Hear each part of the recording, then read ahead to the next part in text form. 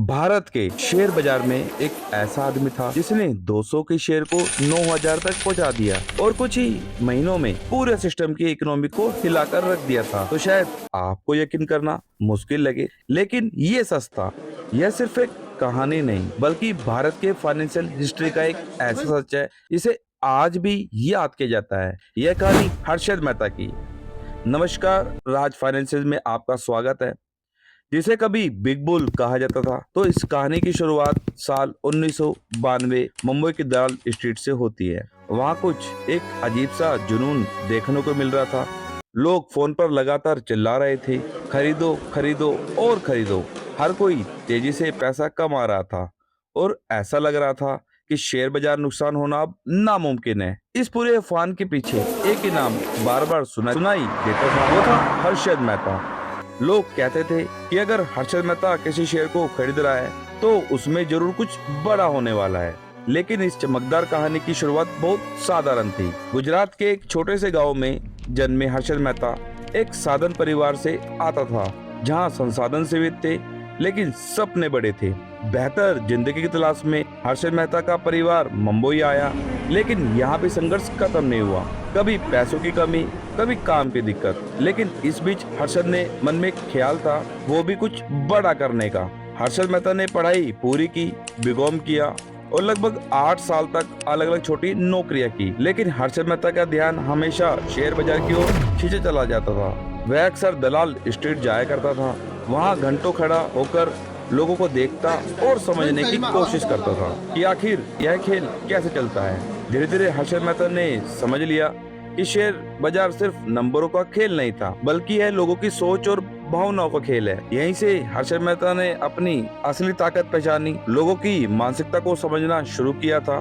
फिर सन 1984 में हर्षद मेहता ने ग्रो मोर नाम की एक कंपनी शुरू की और बॉम्बे स्टॉक एक्सचेंज में कदम रखा। शुरुआती छोटी थी, लेकिन उसकी सोच और रणनीति बड़ी थी। तो कुछ ही वर्षों में हर्षद मेहता को एक बड़े खिलाड़ी के रूप में स्थापित कर लिया। उसकी ट्रेडिंग अपनी आक्रामक और अलग थी कि लोग हर्षद मेहता को फॉलो करने लग गए थे। फिर एक ऐसा समय आया जब कुछ चुनिंदा शेयर तेजी से ऊपर जाने लगे, जिनमें एसीसी लिमिटेड का नाम सबसे आगे था। 200 से शुरू हुआ सफर देखते देखते हजारों तक पहुंच गया। लोग हैरान थे, लेकिन रुक नहीं रहे थे। वे बस एक ही चीज कर रहे थे जो हर्षद कर रहा था, वही दोहरा रहे थे। धीरे धीरे हर्षद मेहता का एक ही नाम नहीं बल्कि एक भरोसा बन गया। मीडिया ने उन्हें बिग बुल का नाम दिया और हर्षद मेहता की जिंदगी पूरी तरह बदल गई। जैसे सी फैंसिंग, पेंट हाउस, महंगी गाड़ियां और एक ऐसा लाइफ स्टाइल जो उस समय बहुत कम लोगों के पास था। उन्हें एक सेलिब्रिटी बना चुका था। लेकिन हर तेजी के पीछे एक सच्चाई छुपी होती है, और यहाँ भी कुछ ऐसा ही था। उस समय भारत के बैंक आपस में रेडी फॉरवर्ड डील के जरिए पैसा का लेन देन करते थे, जो कि एक वैध प्रक्रिया थी। लेकिन हर्षद मेहता ने इस सिस्टम में एक बड़ी खामी ढूंढ निकाली। उसने फर्जी बैंक रसीदों का इस्तेमाल करना शुरू किया। कागजों में सिक्योरिटी दिखाई जाती थी, लेकिन असल में कुछ भी मौजूद नहीं होता था। इन फर्जी रसीदों के जरिए उन्हें बैंकों से भारी मात्रा में पैसा लिया और उसे शेयर बाजार में निवेश करना शुरू कर दिया। अब जैसे जैसे बाजार में पैसा बढ़ता गया, वैसे वैसे शेयरों की कीमत भी तेजी से ऊपर जाने लगी। लोग इसी तेजी को देखकर और ज्यादा निवेश करने लगे और इसी तरह एक बहुत बड़ा बुलबुला बनता चला गया। लेकिन हर बुलबुला एक दिन फूटता जरूर है, और फिर आया वह मोड़ जिसने सब कुछ बदल के रख दिया। एक पत्रकार थी जिसका नाम सुचित्रा दलाल था। उसे असामान्य तेजी में कुछ गड़बड़ लगी। उसने इस मामले की जांच शुरू की। धीरे धीरे जो सच्चाई सामने आई, उसने पूरे देश को हिला कर रख दिया। जब यह खबर प्रकाशित हुई तो शेयर बाजार में हड़कंप मच गया। लोग घबराने लगे, तेजी से अपने शेयर बेचने लगे और कुछ ही समय में बाजार बुरी तरह क्रैश हो गया। इस पूरे मामले में लगभग 4000 करोड़ के घोटाले का खुलासा हुआ। लाखों निवेशकों की जीवन भर की बचत खत्म हो गई। जो व्यक्ति कल तक हीरो माना जाता था, वही आज सबसे बड़ा आरोपी बन चुका था। जांच एजेंसियां सक्रिय हो गई, जिनमें CBI, central bureau of investigation भी शामिल थी, और हर्षद मेहता को गिरफ्तार कर लिया गया। लेकिन कहानी यहाँ खत्म नहीं हुई। उसने दावा किया कि काफी सारे मंत्रियों को रिश्वत भी दी थी। हालांकि यह आरोप कभी साबित नहीं हो सका। इस दावे ने पूरे देश में एक नई बहस छेड़ दी।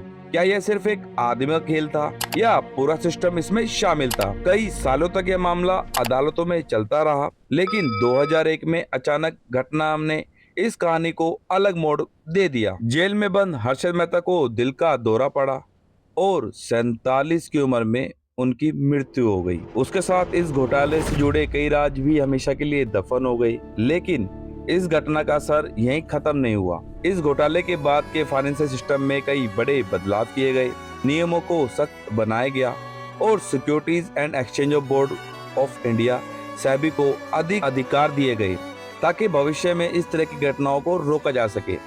लेकिन इस पूरी कहानी से एक बहुत बड़ी सीख मिलती है। शेयर बाजार में पैसा कमाना मुश्किल नहीं है, लेकिन लालच में आकर बिना समझे फैसला लेना बेहद खतरनाक हो सकता है।